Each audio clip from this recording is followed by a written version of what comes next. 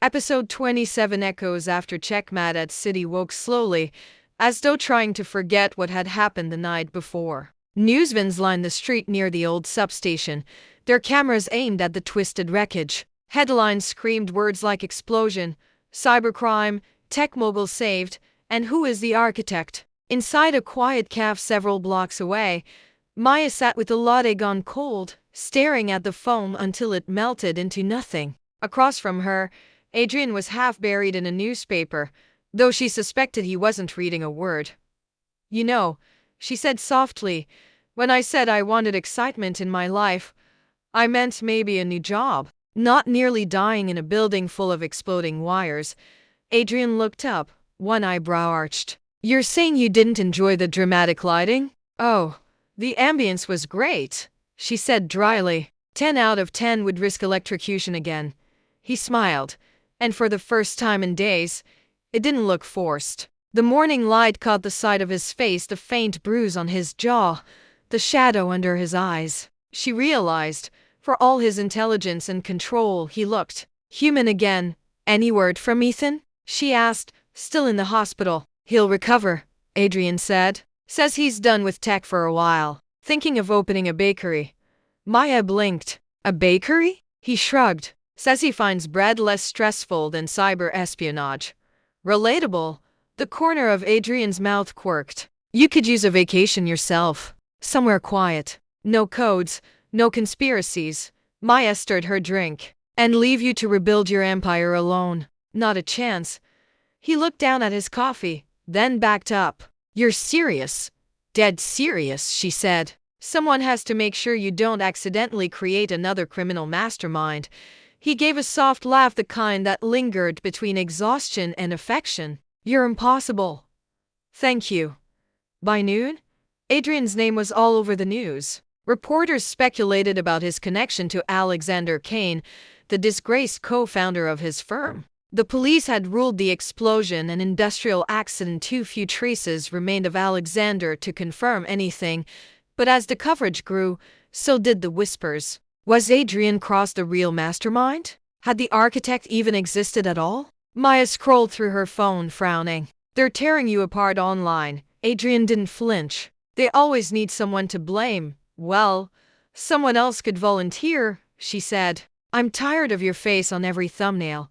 He smiled faintly, though his tone darkened. "Alexander planned this. Even dead, he wins a few more rounds." "Not if we write the ending ourselves," Maya said.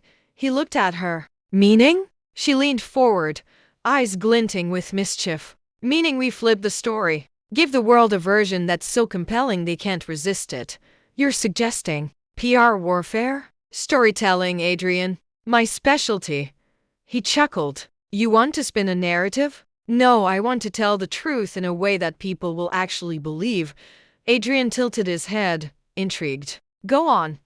Maya pulled out her phone and started typing. "First, we released the internal memo you wrote about whistleblowing Alexander. Then, we leaked the footage of his confession. I thought that data was destroyed. It wasn't. I backed it up just in case you decided to be heroic and stupid at the same time." He stared at her. "You really never trusted me, did you?" "Not trusting you saved our lives," she said with a grin. He exhaled, almost laughing. "You're terrifying." "Flattery will get you everywhere." 2 days later, the internet exploded again, but this time in their favor. Adrian Cross, whistleblower. Victim, reluctant hero. Alexander Kane, manipulator. Cybercriminal, ghost of corruption. Clips of Maya's edited video spread like wildfire. Adrian's calm statement, filmed in soft daylight, framed him as the man who tried to stop a monster, not the one who created him. His honesty, his apology, even the quiet glance toward Maya when he said, "Sometimes you have to lose everything to start telling the truth," became viral fodder. By evening, the comments had shifted. Team Adrian trended globally. Maya watched it unfold from her couch, wrapped in a blanket, half in disbelief. Her phone buzzed non-stop with messages from journalists, bloggers, and inexplicably fans. When Adrian showed up at her door that night, still in the same clothes from the video shoot, she burst into laughter. "What? He asked. You're officially the internet's boyfriend, she said. There's a fan account already. His face went blank. What? Adrienne crostally. They post slow motion edits of you drinking coffee. He blinked. That's horrifying. Oh. Come on. You love it. He smirked. Do I? She tossed him a mug. You will when the book deals roll in. They sat together on her couch. Rain tapping against the windows again. It always seemed to rain when they talked like this, like the universe wanted to remind them that chaos was their natural weather. Adrian leaned back, one arm stretched along the back of the couch, his other hand nursing his coffee. You could have walked away, Maya. You should have. Why didn't you? She hesitated. Because you needed me. He turned to her, his expression softening. That's not enough reason. Maybe not, she said quietly. But I didn't just do it for you. I did it because I wanted to do something bigger than just my day job. You gave me that even if it came wrapped in fire and passwords. Adrian smiled. Just barely. You matter more than that. The air between them shifted heavier, slower. Maya looked at him, really looked, and saw all the exhaustion and defiance in his face. The man who had built worlds of code, only to have them collapse in his hands. He reached for her hand, his thumb brushing against her fingers. You changed everything. Maya swallowed. Careful, Mr. Cross. You're starting to sound sentimental, just accurate. The silence stretched warm this time. Then, as if remembering who she was, Maya laughed softly. If you're planning to kiss me, now would be the time before I make another joke. He did. And the kiss was nothing like the chaos they'd lived through. It was quiet, deliberate, like exhaling after holding your breath too long. Morning came with the smell of burnt toast and the sound of Maya cursing at the toaster. Adrian, still half asleep, leaned against the counter. You know, he murmured, for someone who saved a tech empire, you're losing to breakfast. She waved a fork at him. Don't mock me, or I'll revoke your hero status. He grinned. You can't. I've already been memed. Touch.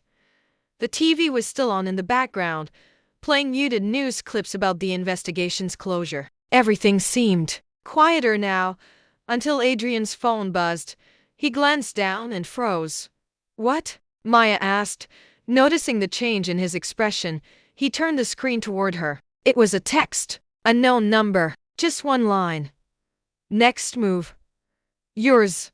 Maya's stomach dropped. Tell me that's some sick prank. Adrian didn't answer. He scrolled down. There was an attachment. A live photo. Their calf, from 2 days ago. The angle was high, like it came from a security camera. The message timestamp. 10 minutes ago. Oh. Hell no. Maya whispered. Adrian looked up, his face unreadable. Looks like the architect had an apprentice. Maya groaned. You have got to be kidding me. He sighed, running a hand through his hair. Guess we're not done playing after all. She pointed at him. Next time I'm charging hazard pay. He smirked. You're already overpaid. Try me, Cross. Dinner first. Deal. As they bantered, the camera panned back unseen from the other side of the city. A figure in a gray coat watched the same calf feed on a tablet, a faint smile playing on their lips. Let's see if the king and queen know how to play without the board, they murmured, and with one tap, the screen went dark.